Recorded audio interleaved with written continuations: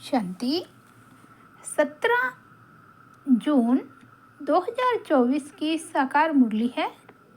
बाबा बोले, मीठे बच्चे, याद और पढ़ाई से ही डबल ताज मिलेगा, इसलिए अपनी एम ऑब्जेक्ट को सामने रख दैवी गुण धारण करो। आज का प्रश्न है, विश्व रचयिता बाप, तुम बच्चों को कौन सी खिदमत करते हैं? विश्व रचयिता बाप, तुम बच्चों की कौन सी खिदमत करते हैं? उत्तर है, बच्चों को बेहद का वर्षा दे सुखी बनाना, यह खिदमत है। बाप जैसी निष्काम सेवा कोई कर नहीं सकता। दूसरा, बेहद का बाप किराए पर तखत लेकर तुम्हें विश्व का तखत नशीन बना देते हैं। खुद ताउसी तखत पर नहीं बैठते, लेकिन बच्चों को ताउसी तखत पर बिठाते हैं। बाप के तो जड़ मंदिर बनाते, उसमें उन्हें क्या टेस्ट आएगा? मज़ा तो बच्चों को है जो स्वर्ग का राज्य भाग्य लेते हैं। ओम शांति। मीठे मीठे रूहानी बच्चों को बाप कहते हैं कि अपने को आत्मा समझ बाप को याद करो। ओम शांति का अर्थ तो बच्चों को समझाया है। बाप भी बोलते हैं तो बच्चे भी बोलते हैं ओम शांति, क्योंकि आत्मा का स्वधर्म है शांत। तुम अब जान गए हो कि हम शांति धाम से यहाँ आते हैं, पहले पहले सुखधाम में, फिर 84 पुनर्जन्म लेते लेते दुखधाम में आते हैं। यह तो याद है ना?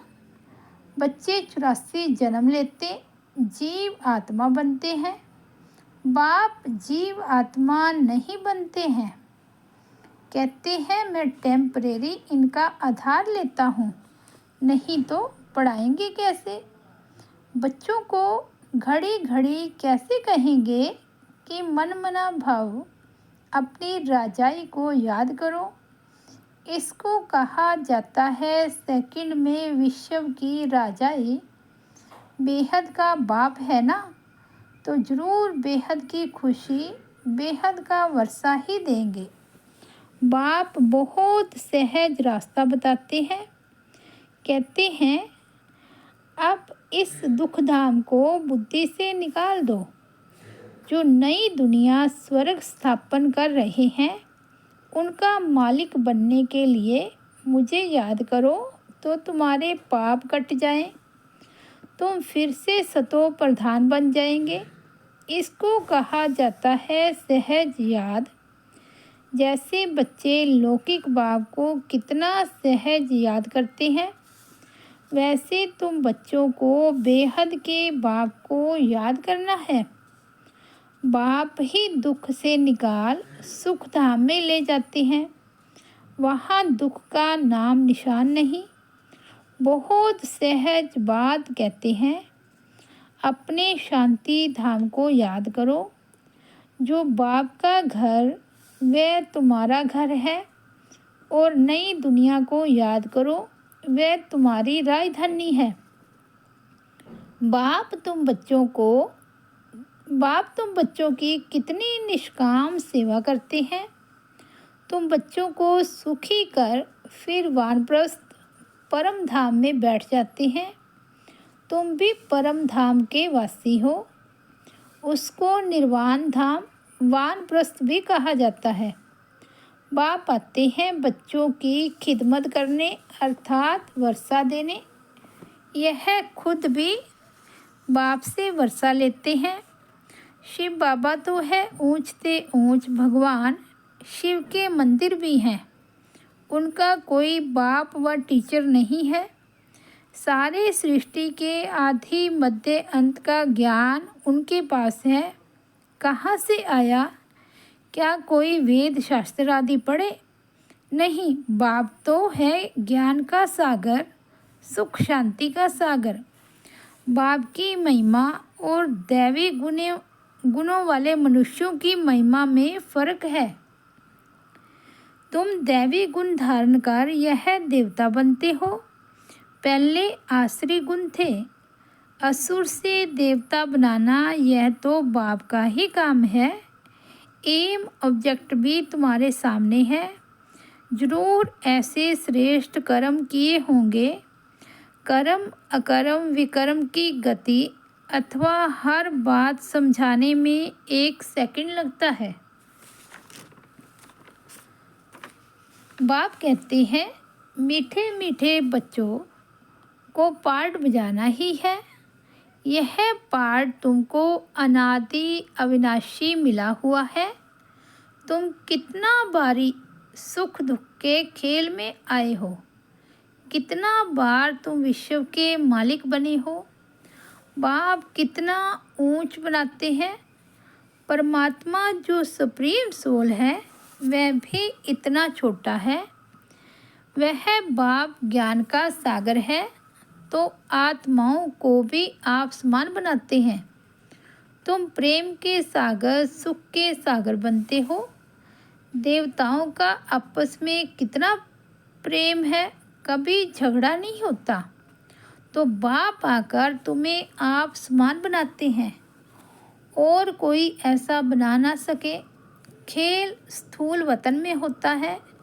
पहले आदि सनातन देवी देवता धर्म, फिर इस्लामी बौद्धि आदि नंबरवार इस मांडवे में व नाटकशाला में आते हैं। 84 जन्म तुम लेते हो। गायन भी है आत्माएं परमात्मा अलग रहे। बाप कहते हैं मीठे मीठे बच्चों, पहले पहले विश्व में पार्ट बजाने तुम आए हो। मैं तो थोड़े समय के लिए इनमें प्रवेश करता हूँ। यह तो पुरानी जुत्ती है। पुरुष की एक स्त्री मर जाती है तो कहते हैं पुरानी जुत्ती गई, अब फिर नई लेते हैं। यह भी पुराना तन है ना। 84 जन्मों का चक्कर लगाया है।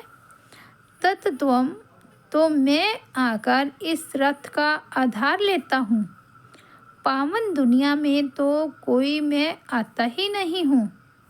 तुम पतित हो, मुझे बुलाते हो कि आकर पावन बनाओ।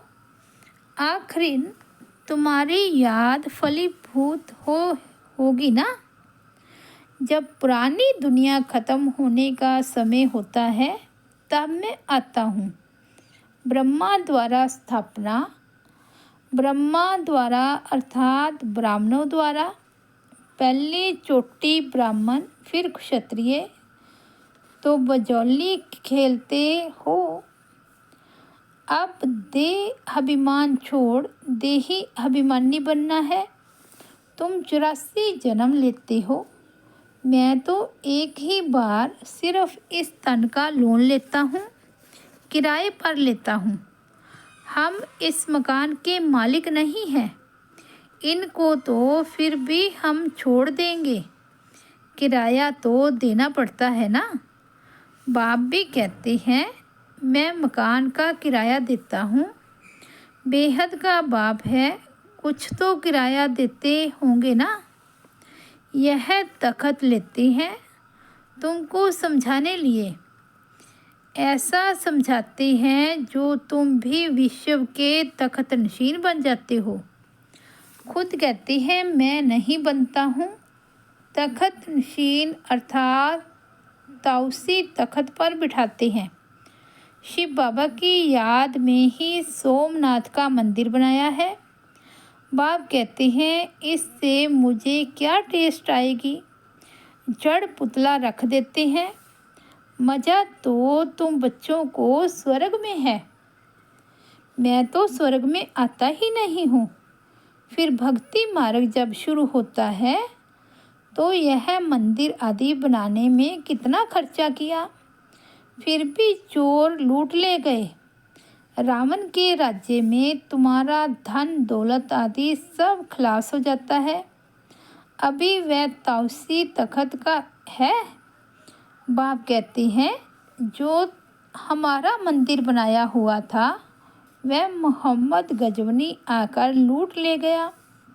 भारत जैसा सॉल्वेंट और कोई देश नहीं, इन जैसा तीर्थ और कोई बन नहीं सकता। परंतु आज तो हिंदू धर्म के अनेक तीर्थ हो पड़े हैं।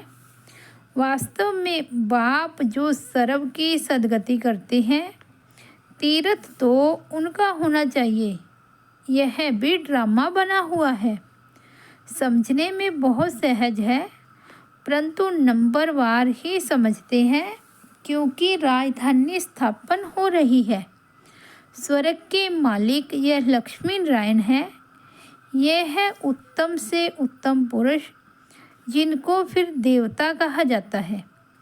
दैवी गुण वाले को देवता कहा जाता है।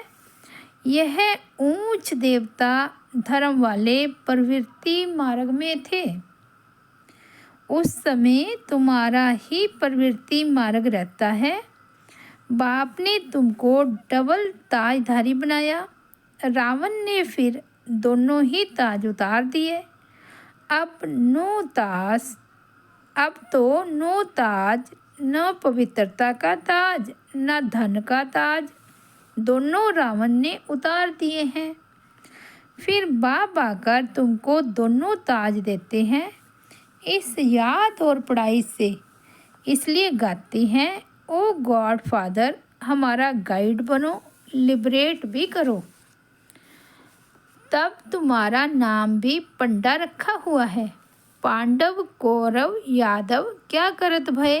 कहते हैं बाबा, हमको दुख के राज्य से छुड़ाकर साथ ले जाओ।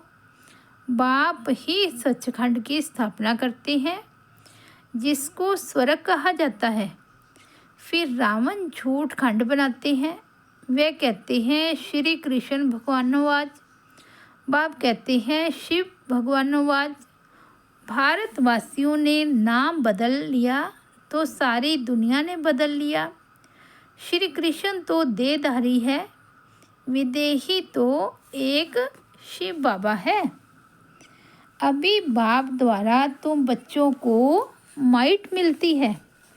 सारे विश्व के तुम मालिक बनते हो। सारा आसमान धरती तुमको मिल जाती है। कोई की ताकत नहीं जो तुमसे छीन सके। पोना कल्प उनों की तो जब वृद्धि होकर करोड़ों की अंदाज में हो, तब लश्कर ले आकर तुमको जीते। बाप बच्चों को कितना सुख देते हैं। उनका गायन ही है दुख हरता सुख करता। इस समय बाप तुमको कर्म अकर्म विकर्म की गति बैठ समझाते हैं। रावण राज्य में कर्म विकर्म बन जाते हैं।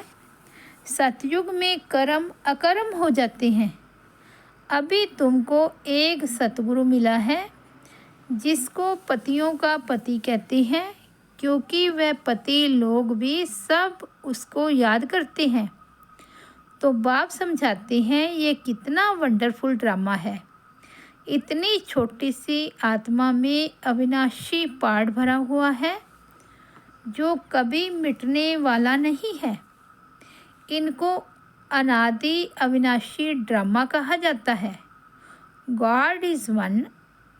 रचना अथवा सीढ़ी और चक्कर सब एक ही है। ना कोई रचता को ना रचना को जानते। ऋषि मुनि भी कह देते हम नहीं जानते। अभी तुम संगम पर बैठे हो। तुम्हारी माया के साथ युद्ध है, वह छोड़ती नहीं है। बच्चे कहते हैं बाबा माया का थप्पड़ लग गया। बाबा कहते हैं बच्चे की कमाई चट कर दी। तुम्हें भगवान पढ़ाते हैं तो अच्छी रीति पढ़ना चाहिए। ऐसी पढ़ाई तो फिर 5000 वर्ष बाद मिलेगी। अच्छा, मीठे मीठे सिक्के लदे बच्चों प्रति माता पिता बाप दादा का याद प्यार और गुड मॉर्निंग। रूहानी बाप की रूहानी बच्चों को नमस्ते। हम रूहानी बच्चों की रूहानी बाप दादा को याद प्यार, गुड मॉर्निंग और नमस्ते। धारणा के लिए मुख्य सार फर्स्ट पॉइंट है, इस दुखधाम से बुद्धि योग निकाल नई दुनिया स्थापन करने वाले बाप को याद करना है, सतो प्रधान बनना है। सेकंड पॉइंट है, बाप समान प्रेम का सागर, शांति और सुख का सागर बनना है। कर्म अकर्म और विकर्म की गति को जान सदा श्रेष्ठ कर्म करने हैं। वरदान है, सदा उमंग उत्साह में रह मन से खुशी के गीत गाने वाले अविनाशी खुश नसीब भव। आप खुश नसीब बच्चे अविनाशी विधि से अविनाशी सिद्धियां प्राप्त करते हो। आपके मन से सदा वाह वाह की खुशी के गीत बजते रहते हैं। वाह बाबा, वाह तकदीर, वाह मीठा परिवार, वाह श्रेष्ठ संगम का सुहावना समय। हर कर्म वाह वाह है, इसलिए आप अविनाशी खुश नसीब हो। आपके मन में कभी वाही आई क्यों मैं नहीं आ सकता, वाही के बजाय वाह वाह और आई की बजाय बाबा बाबा शब्द ही आता है। स्लोगन है, जो संकल्प करते हो उसे अविनाशी गवर्नमेंट की स्टैंप लगा दो तो अटल रहेंगे। मातेश्वरी जी के अनमोल महावाक्य हैं। हेडिंग है, जीवन की आश पूर्ण होने का सुहावना समय। हम सभी आत्माओं की बहुत समय से यह आशा थी कि जीवन में सदा सुख शांति मिले। अब बहुत जन्म की आश कब तो पूर्ण होगी। अब यह है हमारा अंतिम जन्म। उस अंत के जन्म की भी अंत है।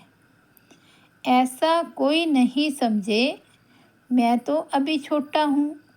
छोटे बड़े को सुख तो चाहिए ना, परंतु दुख किस चीज़ से मिलता है उसका भी पहले ज्ञान चाहिए।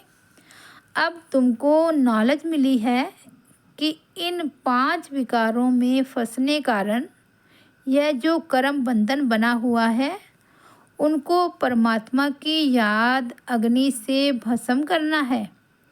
यह है कर्म बंधन से छूटने का सहज उपाय। इस सर्वशक्तिवान बाबा को चलते फिरते श्वासों श्वास याद करो।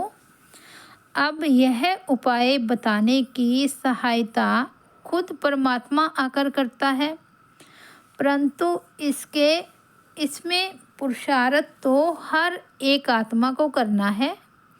परमात्मा तो बाप टीचर गुरु रूप में आए हमें वर्षा देते हैं, तो पहले उस बाप का हो जाना है, फिर टीचर से पढ़ना है, जिस पढ़ाई से भविष्य जन्म जन्मांतर सुख की प्रालब्ध बनेगी, अर्थात जीवन मुक्ति पद में पुरुषार्थ अनुसार मर्तबा मिलता है और गुरु रूप में पवित्र बनाए मुक्ति देता है।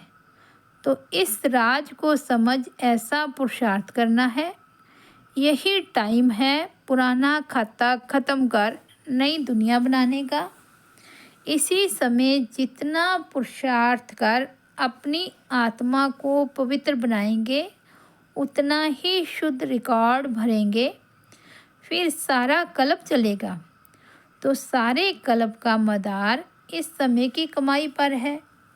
देखो, इस समय ही तुम्हें आदि मध्य अंत का ज्ञान मिलता है।